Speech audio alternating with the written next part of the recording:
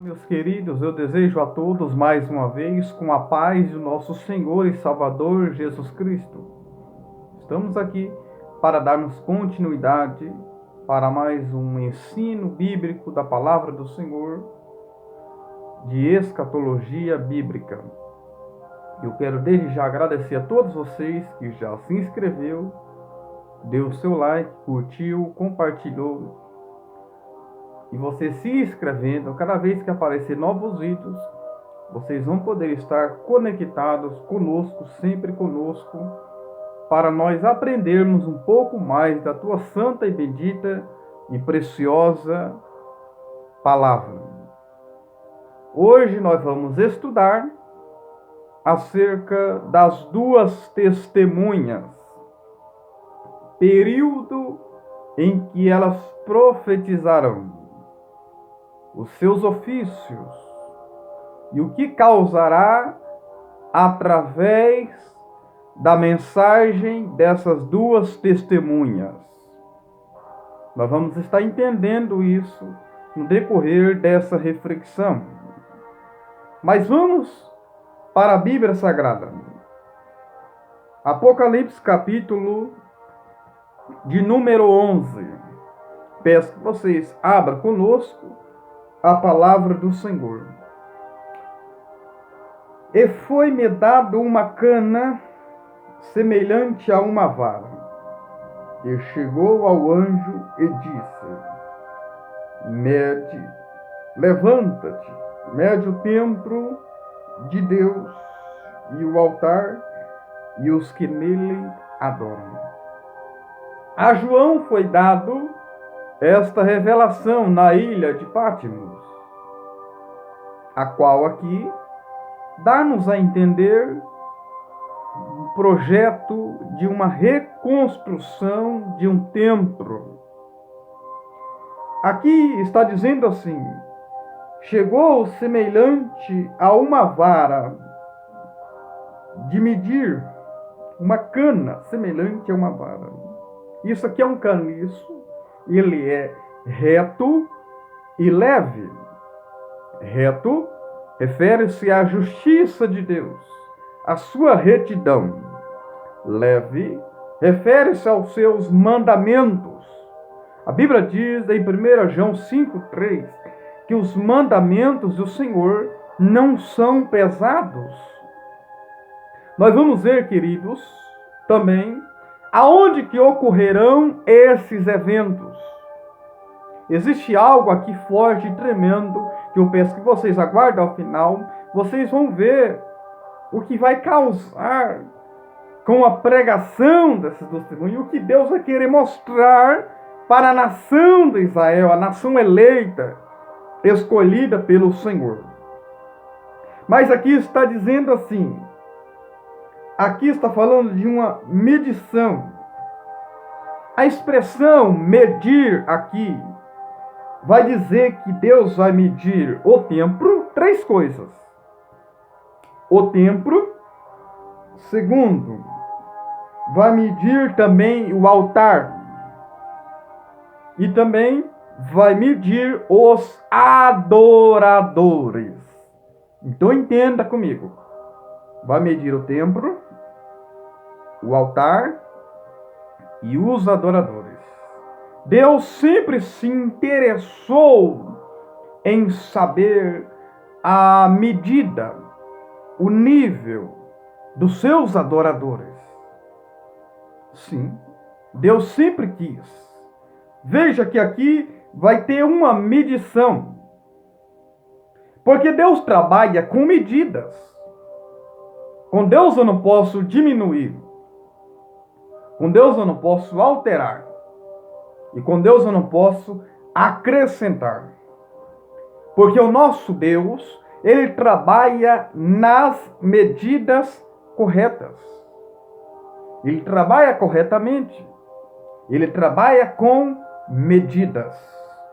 Haja vista essa expressão medir aqui tem sinônimo de edificação, preparação e também destruição, e também fala de uma preservação, porque nós vamos ver aqui agora.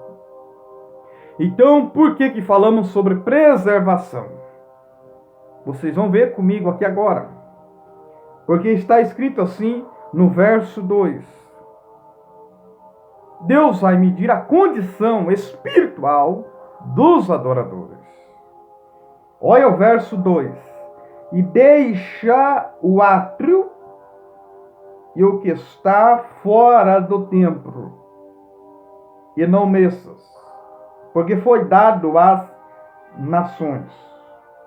Veja aqui. Deus só vai ter compromisso com aqueles que estão no templo, com aqueles que estão no altar, e com os verdadeiros adoradores que estão adorando ao Senhor. Mas aqueles que estarão de fora, Deus não terá compromisso com eles. Eu disse que a expressão aqui, medir, é sinônimo de preservar, porque nós vamos ver aqui no texto que não tocar no átrio. Haja vista, Herodes adicionou esse átrio dos gentios ali. Foi algo adicionado, foi algo acrescentado. Deus não tem compromisso com aqueles que estão de fora, com aqueles que não têm compromisso com Ele. Vocês vão ver também que essas duas testemunhas serão preservadas, serão protegidas. Continuemos. Vejamos aqui. Deixa o átrio que está fora. Não deixa. Deixa fora. Não mexa. Não mexas. Porque aqui está dizendo, foi dado às nações, aos gentios, tá? Que pisarão a cidade santa por 42 meses. 3 anos e meio. Literalmente. Então veja, queridos, nós vamos ver essa questão do templo lá em Ezequiel 9, 27. 2 Tessalonicenses 2, 4. Nós vamos perceber que o anticristo, ele vai profanar o templo no período da grande tribulação. Nós vamos ver aqui também Lucas 21, 24. Jesus refere-se ao templo dos gentios que serão pisados. Lá em Lucas 21, 24. Foi proferido por Cristo. E aí nós vamos perceber também, queridos, Ezequiel 40 fala de uma reconstrução, de Deus sabendo a medida do templo, Deus medindo o templo. E o que me chama a atenção é que o verso 2 fala, pisarão a cidade santa. O que é a cidade santa? Onde é a cidade santa? Jerusalém. Mas você vai ver daqui a pouco que no verso 8, essa cidade que outrora santa, escolhida, separada, santificada pelo Senhor, é chamada figuradamente de Egito e Sodoma. Nós vamos ver ali. Mas vejamos, queridos, o verso de número 3. Veja só. E darei poder às minhas duas testemunhas, e profetizarão 1000 por 1260 dias, vestida de pano de saco. Que fala de arrependimento ou luto.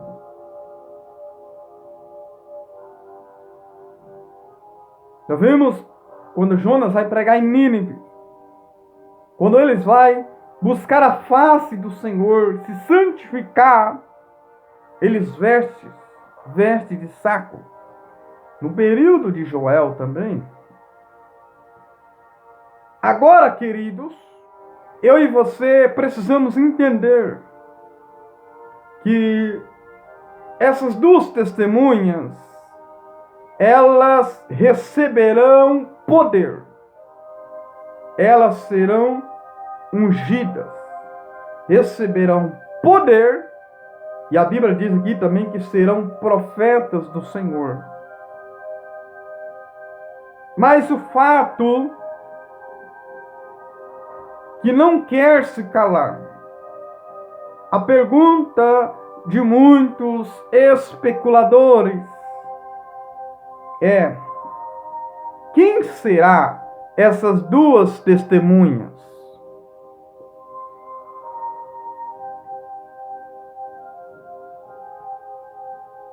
Primeira corrente de interpretação, que essas duas testemunhas serão Enoque e Elias. Por quê? Alegando eles que aos homens, segundo Hebreus 9:27, aos homens seria ordenado morrerem uma só vez, só restando o juízo. Porém, a Bíblia silencia sobre isso. Eu disse no outro vídeo que há duas coisas que foram ocultas no livro de Apocalipse, que são a voz de trovão e as duas testemunhas. Mas isso são apenas fonte de especulações. A segunda interpretação é que é João Batista e Elias. Terceira corrente de interpretação é que é Moisés e Elias. É uma das correntes que mais se aproxima, que mais chega perto aqui da nossa visão de entendermos que seja Moisés e Elias. Nós vamos ver que essas testemunhas receberão poder. Nós vamos ver aqui, para fechar o céu, para que não chova nos dias da sua profecia. Não significa que não vai chover, elas terão esse poder. O profeta Elias profetizou que não haveria chuva. 1 Reis 17. E também tem poder sobre as águas para convertê-la em sangue. Através de Moisés, Deus usou isso para castigar a nação egípcia. E também para ferir toda a terra com toda sorte de pragas, quantas quiserem.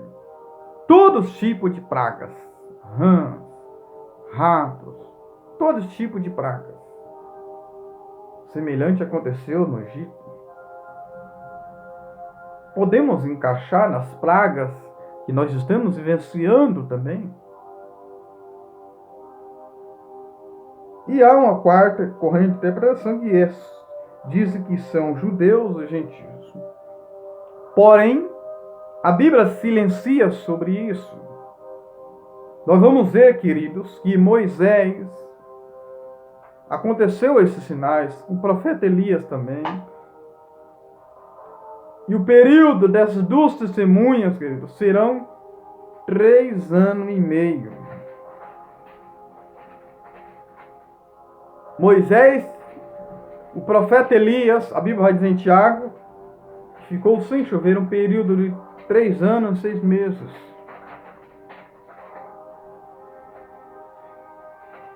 Porém, só resta especulações. Porém, a Bíblia não diz quem é verdadeiramente essas duas testemunhas.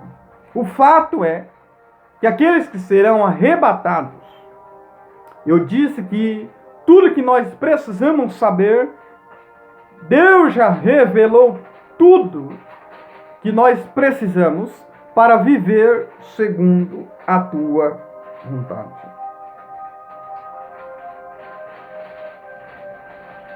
Porque há muitos que buscam informações, mas não buscam conhecimento.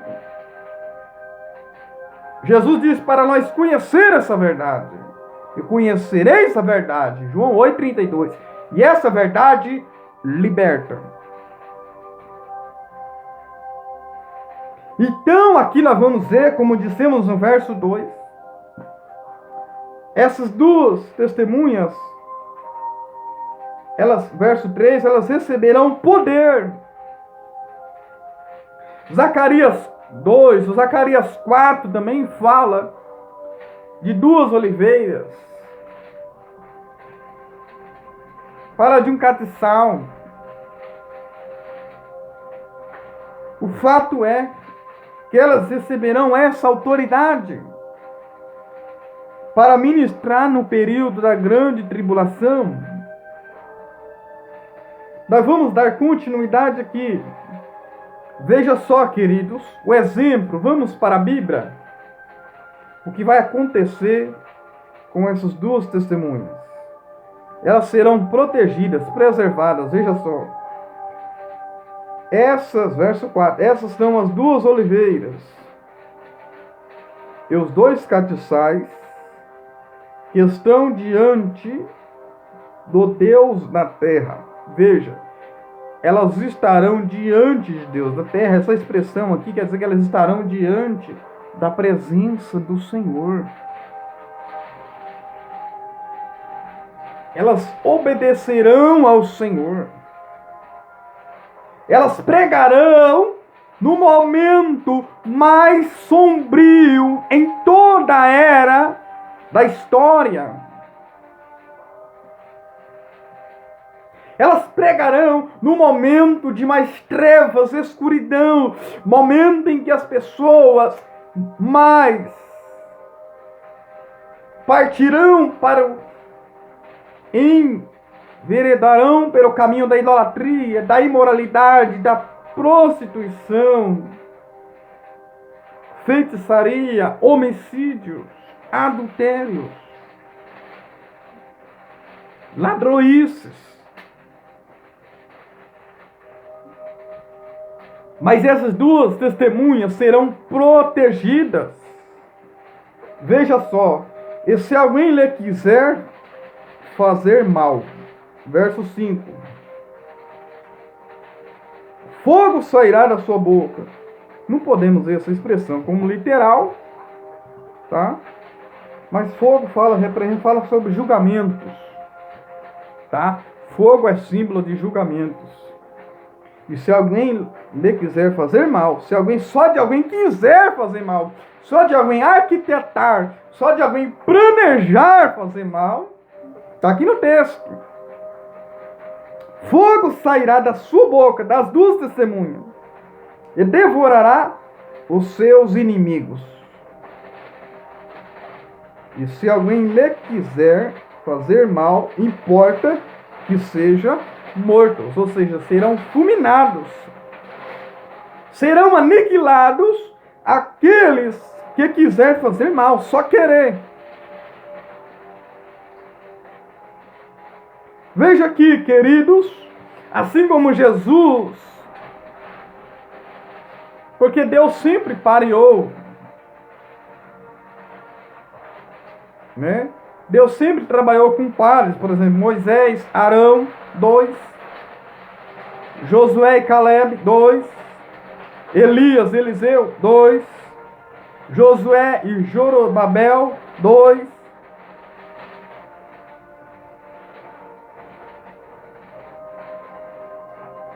e aqui essas duas testemunhas, e Jesus falou, Mateus 18, 20, onde tiver 2 ou 3 reunidos em meu nome, eu estarei no meio. 2 é o número do testemunho.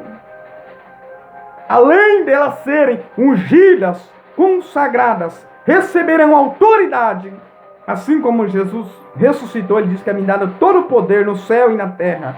E Jesus, quando envia os discípulos, ele envia de 2, ele enviou 70, e ele diz, eis que eu vos dou poder para pisar serpentes e escorpiões, e nada lhe fará dano algum. Assim essas duas testemunhas receberão poder. Veja só, Essas têm poder para fechar o céu. Fato semelhante aconteceu com o profeta Elias, para que não chova nos seus dias da sua profecia. E tem poder sobre as águas para convertê-la em sangue. Fato semelhante no período mosaico, e para ferir toda a terra com toda sorte de pragas quantas quiser. Veja o verso 7. Veja só. E quando acabar o seu testemunho, a besta que sobe do abismo lhe fará guerra, as vencerá e as matará. Veja, queridos, a oposição se levantará somente quando acabarem o seu testemunho. Apocalipse 17, 8, 9, fala de um anjo do abismo. Essa besta que sobe do abismo é o oponente do anticristo. Porque o testemunho, a mensagem dessas testemunhas, nós vamos ver já, incomodarão o reino das trevas. Terão oposições. Veja, vai subir do abismo, ele fará guerra, vencerá e o matará. É a hora que alguns vão dizer, acabou.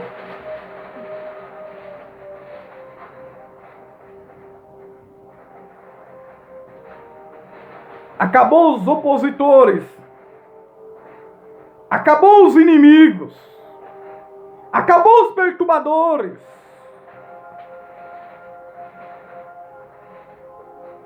Olha o verso 8. Veja só. Aguenta firme aí. Aleluias. E jazera o seu corpo morto na praça da grande cidade, que espiritualmente ou figuradamente se chama Sodoma e Egito, onde o seu Senhor também foi crucificado. Eu disse, no verso 2 fala que é a cidade santa, que é Jerusalém. Essa cidade santa agora se torna corrompida, profanada, porque o anticristo profanarão até o templo. Quando ele romper essa aliança, quando ele romper esse pacto com Israel na grande tribulação, na 70ª semana, exatamente no meio.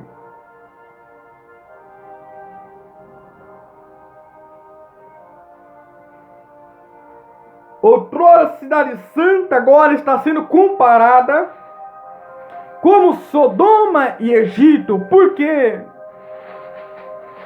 Quando falamos sobre Sodoma, eu estou falando do homossexualismo, do baixo nível moral. É o que estava acontecendo nos dias de Ló. E também o que está acontecendo em nossos dias. O mal que está predominando.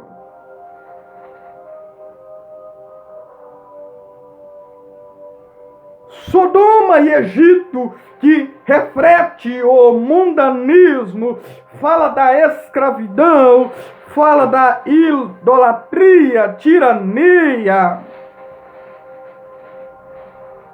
Então veja, porque um corpo exposto, tá bom? Um corpo que não é sepultado, ele não é honrado.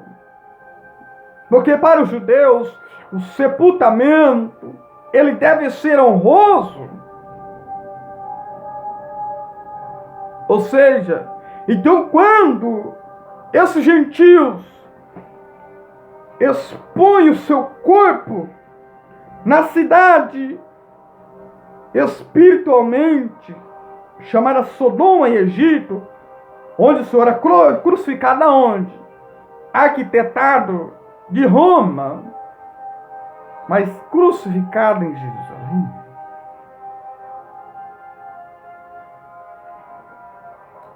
Foi aonde o Senhor também fora crucificado. A cidade santa agora sendo profanada. Imagina, com todas as tecnologias de hoje, as pessoas vendo aqueles corpos expostos ali, televisões, jornais, noticiários, celular, filmagem ao vivo, mostrando, expondo a vergonha, a humilhação, o sacre que os gentios e os inimigos farão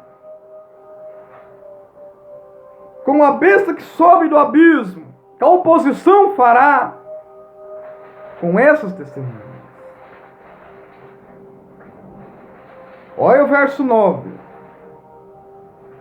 E os homens de vários povos e tribos e línguas e nações verão seu corpo morto, todos verão, por 3 dias e meio, e não permitirão que o seu corpo seja posto em sepulcros, ou seja, digno de desonra, tirar a sua dignidade. Salmo 79, 3 fala sobre isso, de um corpo não sepultado como desonroso. 3 dias e meio. Veja que aqui estará 3 anos e meio da grande tribulação. Veja, Lázaro, 4 dias na sepultura. Cristo, 3 dias. 3 dias e meio. Mas a Bíblia diz, verso 11, que depois daqueles 3 dias e meio, o Espírito de vida vindo de Deus, entrou neles e puseram de pé. Quando o Espírito vem, o Espírito de vida do Senhor vem, ele traz vida, traz avivamento, traz restauração e nos coloca de pé. Ezequiel 37, veja lá. O Espírito de vida de Deus, aqueles que outrora contemplaram aqueles caídos, precisaram ver eles de pé. Os que queriam tirar a honra e vê-los caídos, tiveram que vê-los de pé.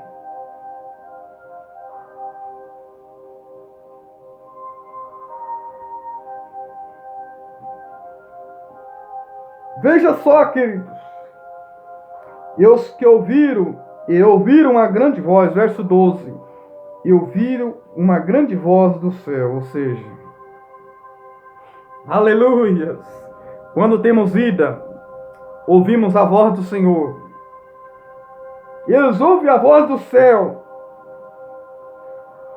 que dizia: sobe para cá. E subiram ao céu em uma nuvem, e os seus inimigos viram. Aqueles que contemplou eles caídos, tiveram que contemplar eles de pé, e subindo na nuvem, sendo arrebatados. Porque essas 2 testemunhas, elas ainda, queridos, farão parte da primeira ressurreição. Os de Cristo na sua vida. Farão parte da primeira ressurreição. Vejamos. Aqueles que viram cair, imagine todos os jornais noticiaram agora, vai ter que dar notícia que estão vivos e subiu ao céu. Veja, queridos, e naquela mesma hora, houve o que? Um temor sobre os que o viram. Porque essa mensagem precisa trazer um temor, queridos. Não terror, mas temor.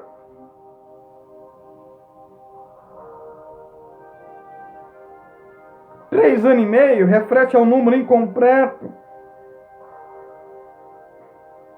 Perturbação. Pano de saco.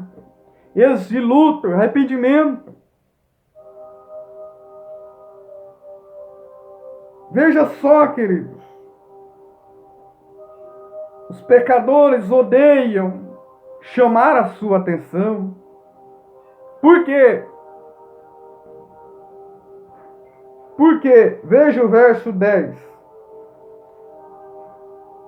E os que habitaram na terra se regozijaram, se alegraram sobre eles, e se alegrarão e mandarão presente uns aos outros, porquanto esses dois profetas, veja, chamado de dois profetas, tinham atormentado os que habitam sobre a terra, tinham perturbado eles. Ou seja, essas duas testemunhas trouxe a mensagem que mexeu no seu ego, que trouxe temor,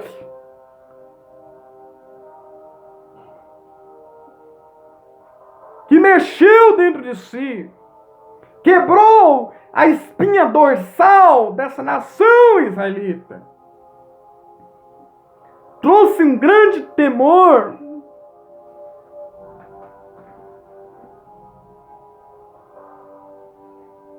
Nós vamos ver aqui, queridos.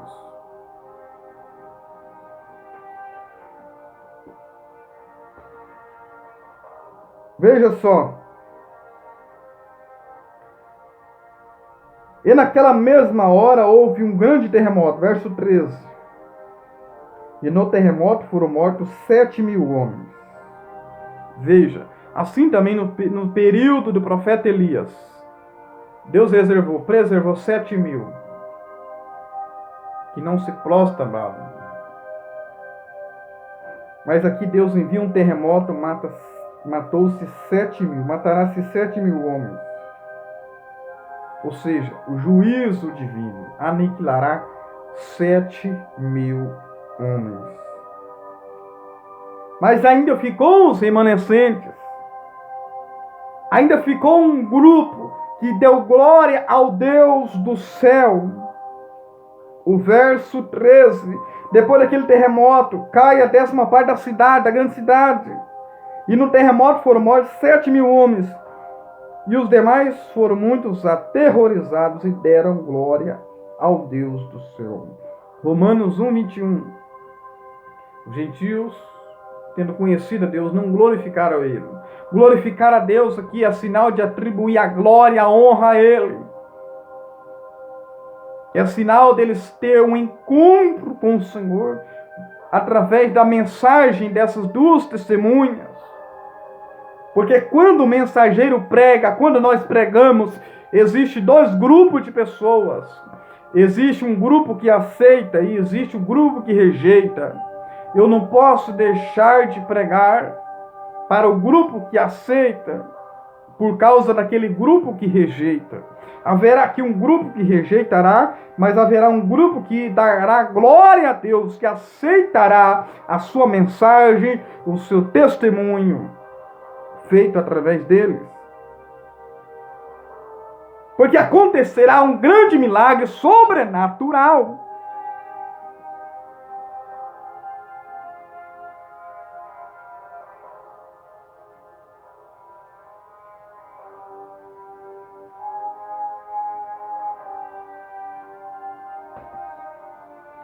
A mensagem trouxe temor. E depois vai o verso 14 para o terceiro ai, porque aqui estará ainda no segundo. No terceiro ai será a queda de Satanás das regiões celestiais. Mas o que me chama a atenção, queridos,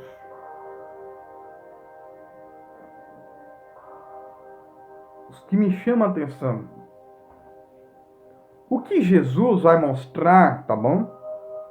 O que Jesus vai mostrar a nação de Israel, através, tá? Jesus, o Senhor Deus vai mostrar a nação de Israel, através dessas duas testemunhas, aquilo que ele já havia feito. Sim. Deixa eu trazer uma ilustração aqui para você entender, só para você entender. 3 anos e meio, olha só, anote aí, 3 anos e meio, o tempo do ministério do Senhor Jesus. Segundo, serão ungidas, Cristo foi ungido, Lucas 4, ungido com o Espírito Santo. Receberão autoridade, receberão poder. Cristo recebeu esse poder. Veja, eles terão vida, sim, eles terão vida. Tá? Eles terão vida, mas vão morrer. Vão morrer. Qual período? 3 dias e meio. Cristo também, 3 dias na sepultura. Cristo vai mostrar, através da pregação dessas duas testemunhas, que deram seu testemunho, aquilo que ele já havia feito, e eles não aceitaram, rejeitaram. Receberão vida, mas vão morrer. Cristo morreu, mas também serão o que? Ressuscitados. E também eles serão envoltos em uma nuvem, e Cristo vai descer nas nuvens, na segunda fase da vinda do Senhor. Veja, Deus vai mostrar, através dessas duas testemunhas, aquilo que Cristo já havia feito. Recebeu vida, morreu, ressuscitou. E essas duas testemunhas serão arrebatadas, subirão ao céu. Assim como houve a ascensão de Cristo. Então, com a morte, ressurreição, ascensão das testemunhas, os remanescentes vão quebrar sua espinha dorsal acerca da sua posição nacional do judaísmo e vão glorificar ao Senhor. E finaliza-se dizendo, eles glorificando ao Deus do céu. A mensagem dessas duas testemunhas vai cair temor aos ouvintes, mas vai trazer um grande avivamento, um dos grandes avivamentos no período da grande tribulação. Que Deus abençoe a sua vida. Continue se inscrevendo em nosso canal. Continue se alimentando dessa palavra. Leia a palavra. Oremos. Buscamos a Deus. Para que nós não venhamos passar por esses momentos tenebrosos. Mas sim fazer parte do pré-tribulacionista. Ser pré-tribulacionista. Ser arrebatado antes do período da grande tribulação, para nós não experimentarmos os ais, as angústias, os maiores sofrimentos no período da grande tribulação. Ainda que estamos vivendo os princípios das dores, mas chegará um momento do derramar da ira de Deus sobre todos os habitantes da terra. Que Deus abençoe. Não se esqueça, se inscreve aí em nosso canal. Se inscreva em nosso canal. Se precisar, nos convide. Nós vamos estar visitando e vou abrir também, queridos, um grupo para estudo. Quando eu postar no Face, deixa o seu número ali, entre conosco. Amém? Que Deus abençoe.